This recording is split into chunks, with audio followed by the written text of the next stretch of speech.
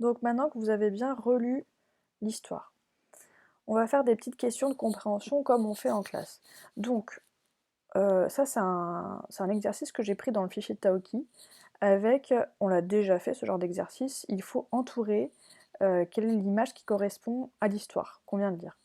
Donc sur la première ligne, il va falloir dire qui raconte l'histoire. Est-ce que c'est le père d'Hugo ou est-ce que c'est Taoki? Sur la deuxième ligne, quel est le type de personnage qu'il y a dans l'histoire? Est-ce que c'est un petit chaperon violet ou est-ce que c'est un mousquetaire? Ensuite, qu'est-ce qu'il y a dans les paniers? Est-ce que c'est un panier avec un petit pot de crème et un gâteau ou est-ce que c'est un panier avec une tarte? Qu'est-ce qu'on voit ensuite dans les buissons? Quel est l'animal qu'on voit dans les buissons? Et enfin, la dernière ligne, est-ce que la famille d'Hugo et Lily sont en train d'écouter l'histoire ou est-ce qu'ils sont en train de dormir? Donc, je vais vous laisser réfléchir. Pour ça, vous allez mettre pause. Et quand vous pensez avoir toutes les réponses, alors vous remettez la vidéo et on regarde les réponses ensemble. Donc, les réponses. Effectivement, c'est bien Taoki qui raconte l'histoire. Dans son histoire, il y a un petit chaperon violet et pas un mousquetaire. Dans le panier, il y a la tarte. Ce qui dépasse du buisson, c'est un nez poilu. Donc c'est un nez de loup, on suppose. Et ensuite, la famille d'Hugo et Lily sont en train d'écouter l'histoire de Taoki.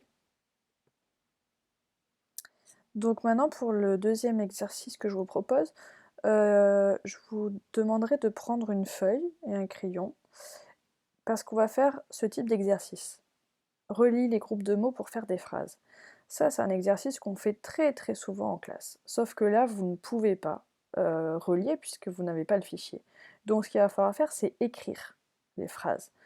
Comme nous, quand on l'écrit au tableau avec la maîtresse, qu'on fait la correction, souvent on réécrit les phrases dans l'ordre sans retracer les traits. Donc là, ce que vous devez faire, comme en classe, d'abord lire tous les mots pour être sûr d'avoir bien tous les mots en tête pour former vos phrases. Ensuite, d'essayer de voir par exemple le premier mot, le jardinier.